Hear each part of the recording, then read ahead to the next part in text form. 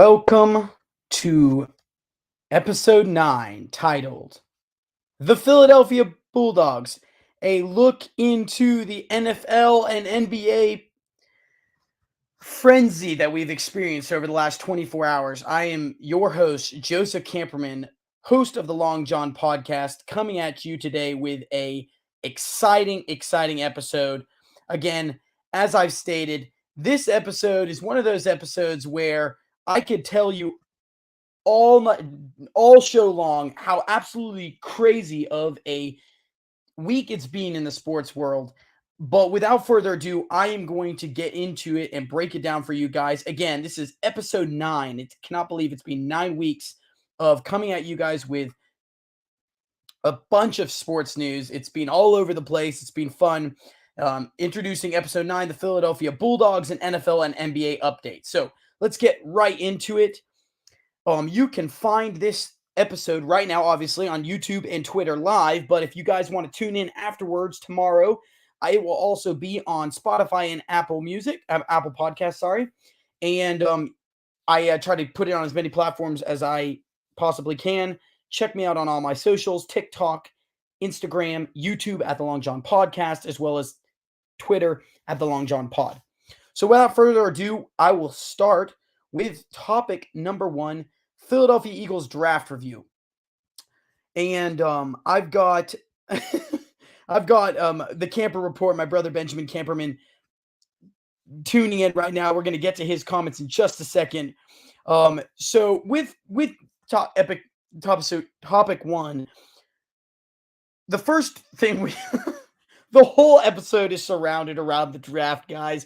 If any of you guys know, I'm an avid NFL fan, and right now we have a situation here where apparently the Philadelphia Eagles only know how to draft Georgia college players.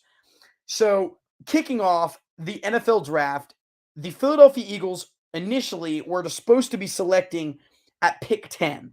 Now, I will say this, there's 32 picks in the NFL first round of the draft. There was 31 this year because the Miami Dolphins were stripped of a first-round pick with a tampering investigation that they had that the NFL cracked down on. So there was 31 picks in the draft. This was not the Eagles' original pick. As you guys, if any of you guys remember, that Philadelphia Eagles sent a first-round pick in exchange for A.J. Brown last year. However, they moved back in the draft. When they picked A.J. Brown when they got A.J. Brown from the Tennessee Titans, they also moved back in the draft with their second pick and got a first-round pick so that the New Orleans Saints could move up and select Chris Olave. So, obviously looking at the Saints, it worked out well for the Saints. I don't really think, honestly, they would have a complaint about it.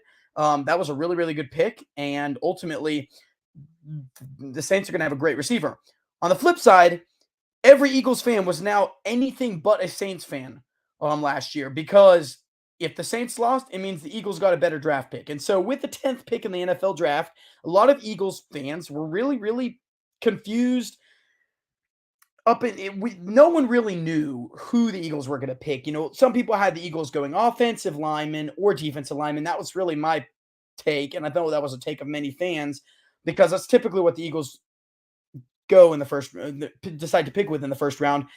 Some people had the Eagles picking Bijan Robinson out of the University of Texas, running back. That was a little bit of an unpopular pick, but understandable if they were to go that route. Ultimately, draft time rolled around. A lot of things started changing in the NFL draft. Jalen Carter slipped, and all of a sudden, the Eagles found themselves at pick 10, looking at pick 9, and arguably the best defensive player in the draft was available at pick 9 when the Chicago Bears were picking. So as an Eagles fan, when I saw this, I thought, okay, well, to me, it was a no-brainer. The Chicago Bears are picking Jalen Carter. They need inside defensive lineman help. They can get offensive line help in the second round. There were some really good options that were actually available. And I thought, you know what? This is a no-brainer pick for the Chicago Bears. And all of a sudden, I see that a team's made a trade. And lo and behold, it's the Philadelphia Eagles. So when I thought, oh no, what has happened? I thought to myself, man, the Eagles must have given up a lot just to move up one spot. I mean, this guy was a great defensive player. He had some off-the-field issues. Those off-the-field issues were being debated on whether or not they were should be a concern for an NFL team. And ultimately, it ended up resulting in the Eagles sending a 2024 fourth-round pick to the Chicago Bears in exchange for the 9th pick. So they sent their 10th pick and a 2024 fourth-round pick in exchange for the 9th pick to select Georgia's standout defensive lineman, Carter. And I was dumbfounded when I found out that they picked Jalen Carter for a fourth-round pick they gave up next year, and they picked arguably the best defensive player. I was ecstatic. I thought, man, this draft is already getting started. Really, really good. Now, mind you guys, last year they picked Nakobe Dean, linebacker out of Georgia, and Jordan Davis, defensive lineman out of Georgia. So we already had 3 Georgia Bulldogs in the first 4 rounds of the NFL draft in the last 2 years. We had Jordan Davis in the first round, Nakobe Dean in the third, and Jalen Carter in the first round this year. So I was like, man, we're rebuilding this Georgia Bulldogs defense, except it's the Philadelphia Bulldogs now. And so I was really, really excited. Now, of course, as a recap, and I'm going to get to this later on in the show as well, but as a recap, the picks went like this. You had number 1, Bryce Young, quarterback Alabama, going to the Carolina Panthers. Number 2, Houston Texans selected the quarterback out of Ohio State, C.J. Stroud. Number 3, a huge, huge bold move. I'll get to that in a minute here. Houston Texans selected linebacker / edge rusher Will Anderson out of Alabama, Will Anderson Jr. Number 4, you had Indianapolis Colts select quarterback Anthony Richardson out of Florida. 5, the Seattle Seahawks selected Devon Witherspoon, cornerback out of Illinois. 6, you had the Lions trade back to pick 12 with the Arizona Cardinals, who had the Houston Texans pick. The Arizona Cardinals picked Paris Johnson Jr., offensive tackle out of Ohio State. Pick 7 was the Las Vegas Raiders. They decided to pick Tyree Wilson. This was a great pick, edge rusher out of Texas Tech. Pick 9, obviously. Pick 8 was the Atlanta Falcons. They selected Bijan Robinson, and then we know the rest in the top 10. So I'm not going to go into any other details more than that. But sitting here as an Eagles fan, I was like, wow, we've strengthened the position of need. We lost defensive lineman Jonathan Hargrave to free agency. He signed with the San Francisco 49ers, a big deal. We lost him. Fletcher Cox is getting old, and I thought, well, we need to fill the defensive lineman. I had projected Kalijah Kancey at pick 14 in last week's mock draft that I did with the Camper Report. Check it out because it's still very interesting and very informative. We had a lot of information on all the players.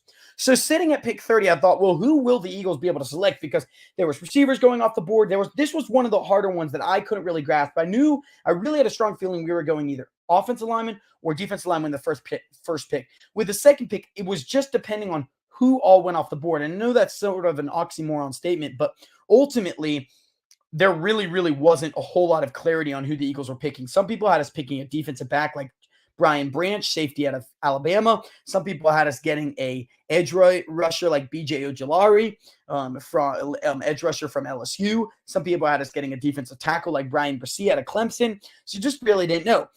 Well, pick 30th runs around, and somehow the way the draft went, you had a lot of receivers go. You had you had 4 receivers go in the first round. And 4 receivers go in the first round. You had loads of offensive linemen go in the first round, 3 or 4 offensive linemen. And so all of a sudden sitting here was edge rusher Nolan Smith from the University of Georgia, baby. And of course, when this rolled around, I thought, I had initially projected a month ago that the Eagles would probably trade out of their 38th pick. I thought, you know what? They're probably going to get more of a bang for a buck. Maybe they can pick up a second-round pick in next year or this year's draft, similar to how the Ravens traded when they traded the year after the Eagles won the Super Bowl. They traded for Lamar Jackson. They gave the Eagles a second-round pick the following year. Maybe that will happen. The Eagles sort of stockpile some picks. They'll need them because they signed Jalen Hurts to this massive contract. So when pick 30 rolled around and Nolan Smith was available, I was like, look, at this point, I don't care. You cannot trade out of the first round. You are getting a player who is arguably, some people had going within the top 10. I wasn't that high on him, but I had him going before pick 17. And so all of a sudden, Nolan Smith is available. The Eagles select him. And I was going crazy. I was like, this draft could not have gone better. And apparently the Eagles had loads of people calling them, whether it was for Nolan Smith or someone else, but loads of teams wanted to get back into the first round, and the Eagles denied them and picked Nolan Smith. So then after that, we are in the second round, day 2. And I was like, well, who are the Eagles going to pick? Well, assuming that Carter stays out of trouble, the Eagles could have gotten the biggest steal in him. Now, of course, there's some legal issues that hopefully none more will surface, or he will not get into any trouble. But I think the Eagles truly believe with the Carter pick that their locker room is strong enough to be able to, keep Jalen Carter in it, maturing in the right way, growing in the right way. And I think it's a good situation and a good team for him to fall to. So in the second round, the Eagles traded out of the second round, collected some picks, traded and picked Tyler Steen, offensive tackle from Alabama. Now, of course, he was addressed as a guard. He's really not a guard. He's spent time playing left tackle and right tackle. I do believe the Eagles are probably going to cross-train him. They cross-train pretty much every single one of their offensive linemen. Most of their offensive linemen could at least play two positions or three, whether it's guard and tackle, whether it's guard and center, or whether it's tackle, where there's some tackles can play both sides of the line. And so this was a good pick. It wasn't a flashy pick. There were some players that were ahead of that, that the Eagles could have taken. But ultimately, there were some players like Brian Branch, who the Detroit Lions had just picked. He wasn't available. I think really at this point, the Eagles probably would have stayed in the second round if they would have had the opportunity to pick a player that they wanted. But they traded back and they picked Tyler Steen. The very next pick, they selected safety Sidney Brown from Illinois. This was probably not as high of a pick on a lot of people's draft boards, but a lot of Eagles fans actually had been scouting Sidney Brown and were really high on him. So they picked Sidney Brown.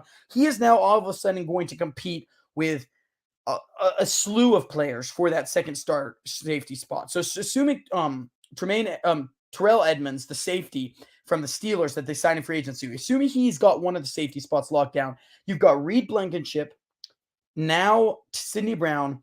You've got potentially Josh Joby. I'm going to get to the Khalil Ringo pick in a minute, but you've got at least 2 to 4 players vying for that open safety spot. And I think it's a healthy competition, and I'm excited. So finally, the Eagles rounded out day 3 by trading up big time. They were so high that they traded up to select Khalil Ringo in the fourth round. Cornerback from Georgia, baby. So this is crazy. Absolutely crazy. So at this point, the Eagles have selected 3 Georgia Bulldogs in this year's draft and 2 in last year's draft. Initially, I had Ringo at late first round, early second round. As the draft got nearer, after seeing various reports, various analysis on Ringo's play, I had him going more to mid to late second round. But to get him in the early part of the 4th round was an absolute steal. The Eagles got a guy who can train under Bradbury and Slay. At the end of those guys' tenures, whether that's 3 years, whether that's sooner, Khalil Ringo could slot in there, or he could transition to safety, which some people believe because of his speed he may do. So, great draft. You get Ringo, you get Carter, and you get Nolan Smith. All of these guys are from a historic defensive team from the University of Georgia. Their historic run, and yeah, really, really exciting. So later on in day 4, all of a sudden the Eagles, I noticed, see a trade, and all of a sudden it's for ex-Georgia running back DeAndre Swift, now for the Detroit Lions. 6 Georgia players now in the 2 years make their way to the Eagles roster. The Eagles send a 2023 2025 4th round pick, a 2023 7th round pick in exchange for running back DeAndre Swift and a 2023 7th round pick. So ultimately, the Eagles swapped 7th round picks with the Detroit Lions in exchange for DeAndre Swift and a 2025 4th round pick. Now, DeAndre Swift has battled injuries over the last couple of years. I think it's frustrated the Lions because it definitely has affected them at times. But when he's healthy, this running back, like Rashad Penny, is electric and is a very, very good running back. So now all of a sudden, the Eagles running back room comprises of Kenneth Gainwell, Rashad Penny, Boston Scott, and DeAndre Swift. That is a really, really good group of guys. Very, very excited to see how this team uses them and deploys them on Sundays. Now, the best part about this whole thing was a report that I saw that says, look, right now, DeAndre Swift is on his last year of his deal. So he's a free agent in 2024. But if he signs with another team, now assuming he has a good season with the Eagles, which is likely because the Eagles tend to really produce good running backs as far as from their system, whether people think they're good or not. If he has a good year in 2024 and he signs with a team, there is a real chance that the Eagles would get their 4th round pick back if Swift leaves next year via a compensatory pick in 2025. So ultimately, there's a real chance that the Eagles get DeAndre Swift for essentially swapping 7th-round picks and really essentially for free. So that was an amazing pick. And rounding off this topic, I just want to say that in my time as an Eagle, I have not seen a better draft. I think Howie Roseman has absolutely redeemed himself after the miss on the Justin Jefferson pick, which, mind you, a lot of teams also missed on. But after redeeming himself against Justin and not picking Justin Jefferson, Howie has gone on to have some really good drafts. And I ate my words.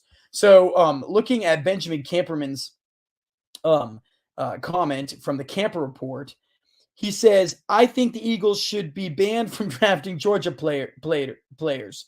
And I agree. I think that they should keep drafting Georgia players. And I agree with the statement that they are now the Philadelphia Bulldogs. And Benjamin, I meant to say I disagree with your statement because I like Georgia as a university, not because I'm a fan, but because they produce great players. And I was ecstatic on how this draft went. So moving on into topic number 2, NFC draft winners and losers. So, of course, the first team I'm going to focus on is the Seattle Seahawks. I really thought the Seattle Seahawks had an excellent first round of their draft. So Seattle used their 5th overall pick. Now, mind you, the Seattle Seahawks made the playoffs. They got this 5th overall pick because last year when the Seattle Seahawks sent Russell Wilson to the Denver Broncos in a trade, the Denver Broncos gave him this year's first round pick. So the Seattle Seahawks used the 5th overall pick to take the best cornerback in the draft in Devin Witherspoon from Illinois. Now, here's the deal. They had Jalen Carter. They had Tyree Wilson. They had maybe some other players you could think of. Those were the 2 players really on my draft board. I'm not surprised they passed on Tyree Wilson. I think that they really could have gone Tyree Wilson here, and no one would have batted, and no one would have complained. But they had an opportunity to pair the best cornerback in the draft with a budding star in Tariq Woolen. And now all of a sudden, that's a really scary defensive back duo. So I don't dislike this pick. It's high for a defensive back, but look what Gardner Johnson did. Look what Sauce Gardner did for the New York Jets last year. So a defensive back can be very influential, especially if your defensive line is playing well. Then they had an opportunity. So they followed up drafting the best wide receiver in the draft in Jackson Jigba Smith. They got him somehow with pick 20. I don't know how it's possible. I'm going to address this in just a minute.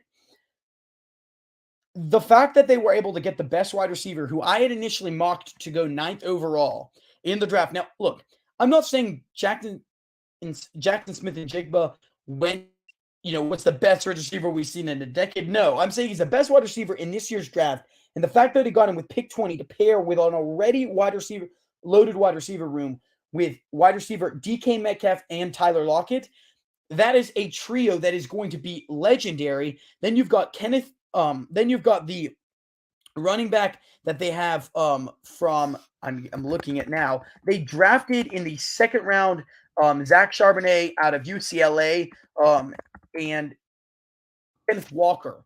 So now Kenneth Walker, Zach Charbonnet, those 3 receivers, a good, decent, a growing, a better offensive lineman.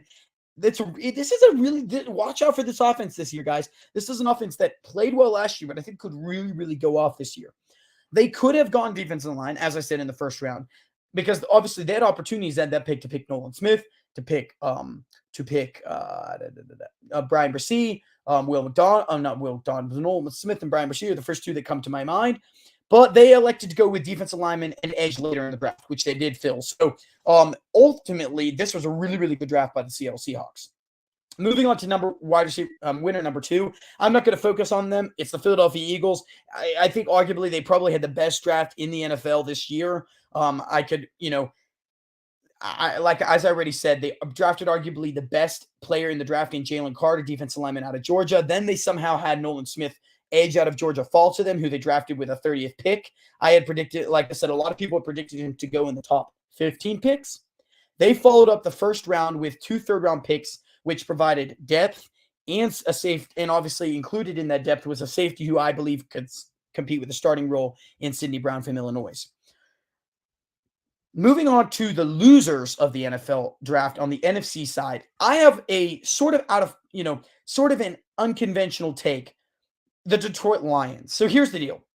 The Detroit Lions followed day one's disaster of a pick, in my opinion, with better pick. So I'm gonna preface this by saying, before everyone tries to attack me for this pick, the Detroit Lions traded out of their 6th overall pick, acquired from the Los Angeles Rams in the Matthew Stafford trade. They ended up they traded with the Arizona Cardinals, who were holding the Texans pick at pick 12. They traded with the Arizona Cardinals to select Jahmyr Gibbs, running back out of Alabama. Now, here's the deal. Jahmyr Gibbs was being projected later on in the first round, early second round, and they picked him with the 12th overall pick. They had a slew of pass rushers, cornerbacks, defensive linemen, offensive linemen, which they weren't going to pick probably. But they had, let's put it this way, receivers. After the Williams suspension that we talked about in the draft, the Camper Report and I talked about in the draft, after his suspension of 6 games, they have a need at wide receiver. They don't have a direct receiver to compete with that second receiver's position. And so now I thought, Jigba Smith was available at pick 12. Zay Flowers was available at pick 12. They elected to go Jahmyr Gibbs. I don't think this was a good pick. I think Gibbs is an exceptionally talented player, but not to pick with the second pick. Then they followed up that with the 18th pick. Again, a slew of pass rushers available still. All the wide receivers on the board still. Cornerbacks still on the board. And they picked Jack Campbell from Iowa. Now, don't get me wrong. He's a physical linebacker. He's a good linebacker. He was someone who I had thought would go later in the first round, early second round, similar to Jahmyr Gibbs. But with the 18th pick, I feel like if they really wanted Jack Campbell, you trade with someone like the Jaguars, maybe someone like the Seattle Seahawks, maybe someone like the Giants or the Minnesota Vikings. This was a pick that I feel like you at least had to have some interest, right? No, they pick ultimately a guy I believe was not worthy of a first-round pick. And it's not a knock to Jack Campbell. It's just that there was other talent that I believe they should have prioritized. Now, they did follow up with picking Brian Branch, safety out of Alabama, in the second round, who slid, I thought, farther than he should have. And then they followed him in the third round, drafting Hendon Hooker, QB out of Tennessee. Now, both of those were really good picks because Hendon Hooker ultimately will just be a great backup to Jared Goff, or he could eventually take the quarterback role from Jared Goff if Jared Goff struggles. And what's even more interesting is I believe this guy potentially could have been the second overall quarterback picked had he not been hurt. Maybe after CJ Stroud, but definitely ahead of Anthony Richardson, in my opinion, and ahead of Will Levis. So personally, I think these were good picks, but that first round could have been legendary. And I feel like the Detroit Lions really squandered an opportunity to nail. They had 4 picks in the first 3 rounds. They had 5 picks in the first 3 rounds, and maybe more. And they failed to pick. They got Sam Laporta, the tight end, out of a tight end. That was a decent pick, but I still just felt like they failed in the first round to make a big difference for their team, and ultimately it may end up costing them. So moving on to topic number 3, the AFC draft winners and losers. I would say your first winner has got to be the Houston Texans. So, of course, there was a lot of chatter leading up to the draft about how CJ Stroud didn't pass the cognitive test with flying colors. He struggled. He is the quarterback out of Ohio State. The Texans held true to their grounds. They held true to a lot of mock drafts. The Texans ended up picking the second best quarterback in the draft from Ohio State, CJ Stroud. Then they did what shocked a lot of players. A lot of teams. There's been only 2 teams in 40 years that have picked back-to-back with the second and third pick. And they traded with the Arizona Cardinals to move up from pick 12 to pick number 3. Now, they did give the Arizona Cardinals one of their first-round picks next year. So Arizona ultimately, if this Kyler Murray experiment doesn't work and the front office gives Jonathan Gannon the ability to bring in competition, the Arizona Cardinals now have draft capital to be able to make a move for a quarterback next year if they decide to do so. So this is a good move for the Cardinals. And ultimately, the Cardinals had the opportunity to pick still some good edge rushers. They got a guy with Paris Johnson, as I discussed. But with the 3rd overall pick in the NFL draft, the Houston Texans selected Will Anderson, Jr., edge rusher out of Alabama. And arguably, he was one of the best edge rushers, if considered also one of the best defenders in the draft. This was a really good pick. So all of a sudden, the Houston Texans went from not having really a mainstay on defense and offense to having a quarterback and an edge rusher, and that's going to go a long way with the development of Bryce Young, with the development of C.J. Stroud. This defense hopefully will be better. And yeah, I think it was a really, really good pick. Winner number 2 has to be the Indianapolis Colts. So with both Bryce Young and CJ Stroud gone, the Colts had a couple options. Wait until next year, which I really didn't think they would do for a quarter. Wait until next year for a quarterback, or select Will Levis. A lot of people had Will Levis projected to the Colts. I did not like Will Levis. I haven't been a fan of him. I felt like, he had intangibles that were there, but I felt like Anthony Richardson, quarterback from Florida, had a much bigger ceiling, and that's why they should pick him. Well, they ended up going Anthony Richardson with the 4th overall pick. As I stated in my weekly news reports on Sunday, Shane Steichen does have his work cut out for him to develop Richardson into a amazing quarterback. However, if anyone could do it, it's him. I firmly believe, Shane Steichen is a large reason why Jalen Hurts was able to take a leap in year 2 as a starter. And I think Steichen's going to bring the best out of Richardson. They followed up the Richardson pick with picking wide receiver Josh Downs out of North Carolina in the 3rd round, which I thought was a steal of a pick. And they're now pairing him with Michael Pittman and Jonathan Taylor. Look, if anybody is going to surround a team with a good amount of players, Michael Pittman, Jonathan Taylor, and Josh Downs to surround your young quarterback, it's a really, really good situation for Richardson to fall into. Now, of course, the O-line had issues last year. We'll see how that, what happens with that and whether the O-line is able to improve this year. But ultimately, this is a really, really good pick if you're the Indianapolis Colts, and it's a really good draft. Moving on to, I wouldn't quite say a loser, but disappointing, is the Tennessee Titans. This is also a bold take because let me first start by saying that the Titans could be winners if these picks do end up becoming really, really good players. Now, again, that is sort of an oxymoron statement because if any teams players pan out, then they're winners, right? But the Titans kicked off day 1 by drafting Peter Skoronski, offensive lineman out of Northwestern. This was, in my opinion, a very good pick. They picked him with the 11th overall pick. I thought it was a really, really good pick. It depends on where he settles into. He's really an offensive guard. I thought for 11th pick, it's sort of a high pick, but other teams were going to pick him right after them. So it wasn't like they took a flyer on a lineman in the 1st round. Skoronski's going to be a day 1 starter, whether it's left tackle or guard, fill in for Taylor Lewan and really what a lot of people said is they got left tackle Andre Dillard. He was a free agent. He played for the Eagles. He didn't get a whole lot of playing time.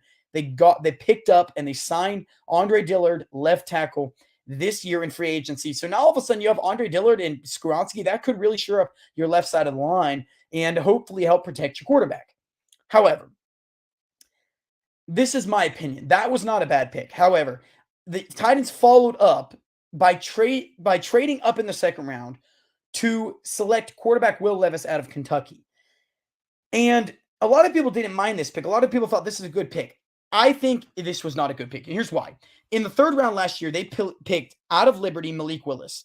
I thought they gave up way too early on Malik Willis. I know that Ryan Tannehill may not be your quarterback, but why are you giving up on a 3rd round pick who I thought, and a lot of people mocked, to go in the 1st round last year? Now, I don't think he's the most talented quarterback, but I just don't know if there's a big enough talent difference between Will Levis and Malik Willis. And I know that's a bold take, but I really think that Malik Willis could end up becoming a good quarterback in this league.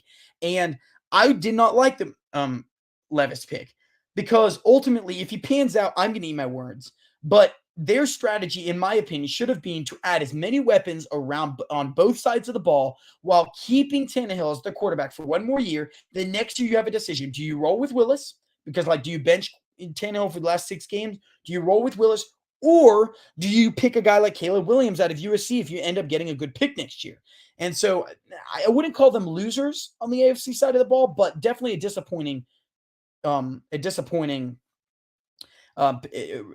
day 2 pick, especially for the Tennessee Titans. So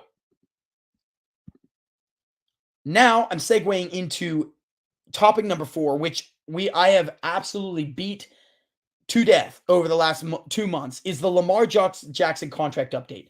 So it was funny. Someone told me, if you had told me 2 weeks ago the Baltimore Ravens are going to be an improved team,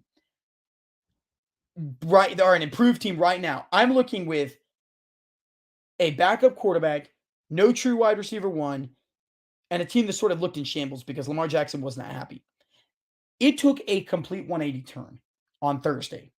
It was announced on Thursday afternoon that the Baltimore Ravens had signed quarterback Lamar Jackson to a 5-year, $260 million contract with $185 million guaranteed and an average annual salary of $52 million. Now, if you guys remember, the Jalen Hurts contract eclipsed $51 million a year. Jackson will earn a base salary of $32,416,000 while carrying a cap hit of the same amount of money in 2023. However, he will earn on average $52 million a year, which edges out Jalen Hurts' contract and makes Lamar Jackson the highest paid player in the NFL, in NFL history for that matter, yearly, per yearly, not highest paid guaranteed. He only got $185 million guaranteed, which I know a lot of people were thinking he wanted a fully guaranteed contract. Maybe he ended up compromising, but either way, it started looking uphill. And then it got even better. They picked Zay Flowers, wide receiver out of Boston College, with their first pick in the draft. And I thought this was a really good pick because ultimately, Lamar Jackson, it looked like, approached the Ravens organization and said, look, if you go get DeAndre Hopkins and Odell Beckham, I'll stay. And I thought it was a little bit of a diva move for him to say that, but he had a reason. Their offense wasn't good. They didn't prioritize it last year. They did, he's their franchise quarterback. They weren't building around him.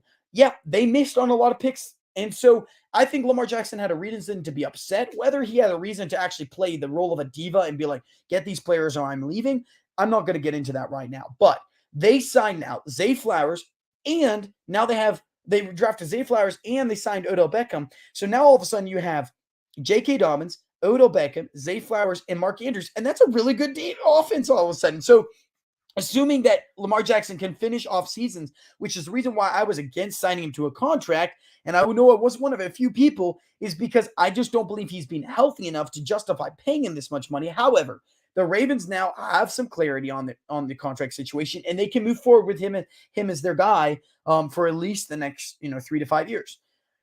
So that's a really quick update on what has been a really hectic offseason for the Ravens. Took a real turn on Thursday and ended up being a good draft for them. So it's really exciting. And segueing into another quarterback controversy is topic number 5, the Aaron Rodgers trade.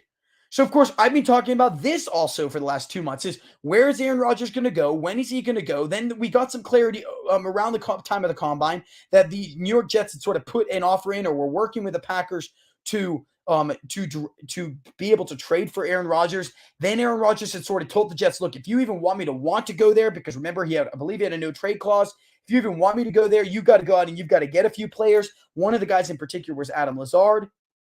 The New York Jets went out and they got Adam Lazard, which is one of Rodgers' favorite targets, to pair with Garrett Williams and Breece Hall.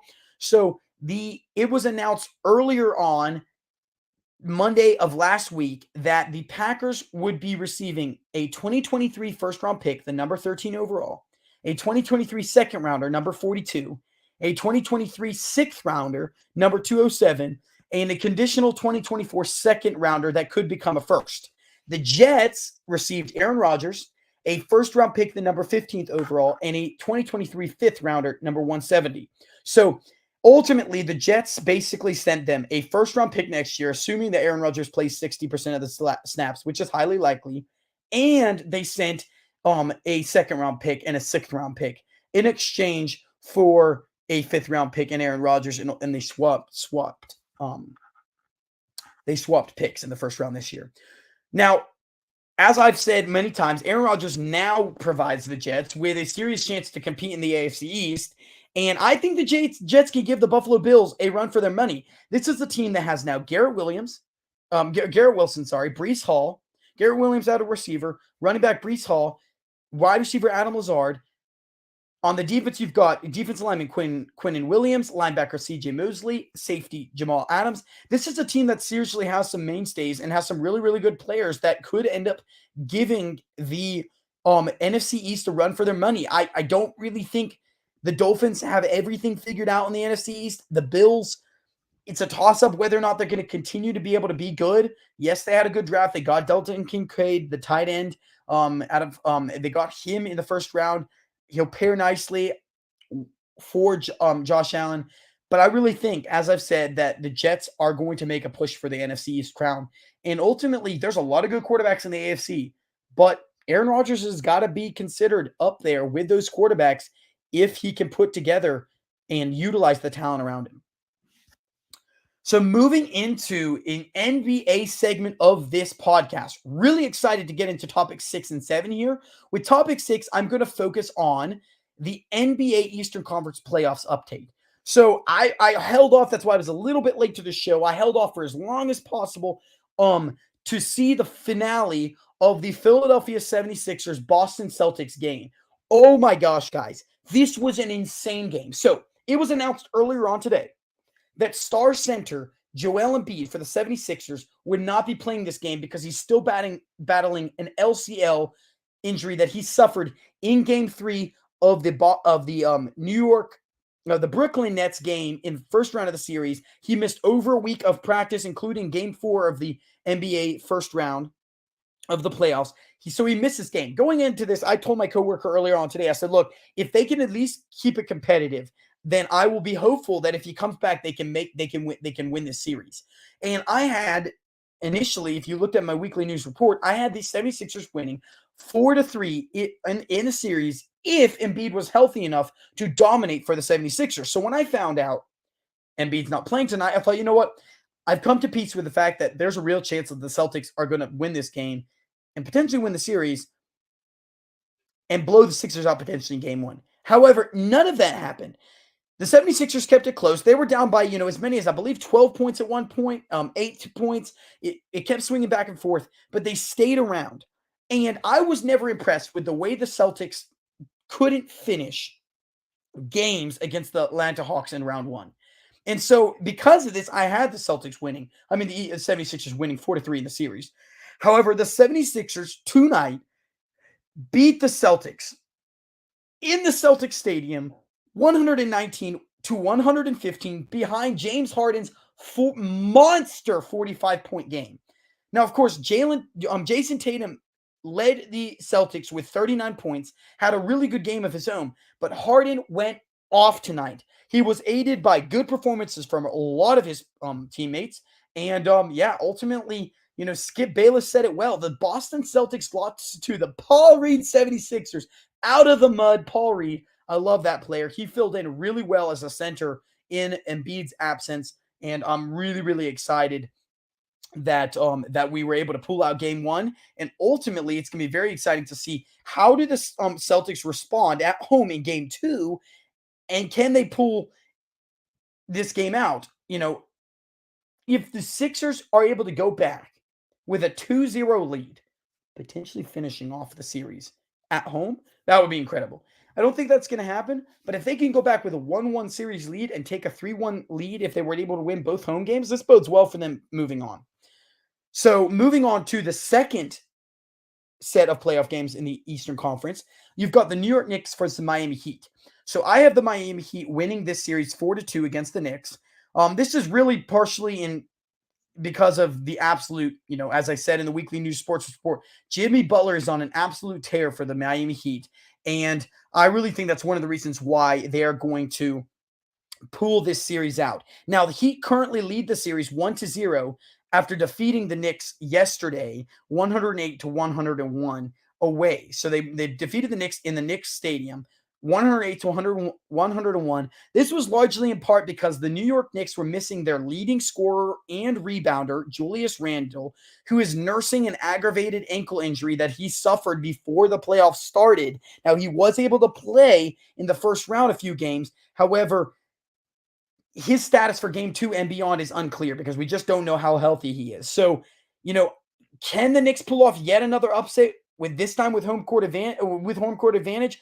I think there's a possibility they could, but the Heat are playing really, really good basketball at the right time. And ultimately, it'd be very exciting to see a Heat, if the 76ers are able to pull out, Heat 76ers Eastern Conference Finals. And who would have thought that the 76ers would be able to get home field advantage. So it's in the 76ers' best interest right now to, obviously it's always in their best interest to win in the playoffs, but they've got a really, really crucial time where they can actually host an Eastern Conference Finals if they are able to get the win against the Celtics. And of course, the Heat, have an opportunity to knock yet another team out of the playoffs after they dismantled the first seed Milwaukee Bucks in the first round of the playoffs. So, moving on to my final topic of the show is a Western Conference playoffs update. Now, the Western Conference finals are now set. Semifinals are now set. The Denver Nuggets will be playing the Phoenix Suns. Denver actually won at home on Saturday against the Phoenix Suns, 125-107. I have the Denver Nuggets winning this series 4-2. Now, if you guys do remember, the Nuggets were absolutely embarrassed by the Phoenix Sun in the 2021 conference semifinals. So it's a rematch. In 2021, 4-0. So they swept them. The Nuggets were swept by the Phoenix Suns on the Phoenix Suns' route to the NBA Finals, where they lost to the Milwaukee Bucks. And the real thing is, I really think the Nuggets get revenge here. I think that, I think the Nuggets are definitely a favorite to represent the NBA in the final NBA in the Western Conference Finals. And what an interesting stat that I found out tonight was Jokic has only led the team. Nikola Jokic, the star center who is an MVP frontrunner, has only led the team, the Denver Nuggets, once in the playoffs in scoring. And that was actually in a loss. So Jamal Murray has obviously played really, really well for the Denver Nuggets.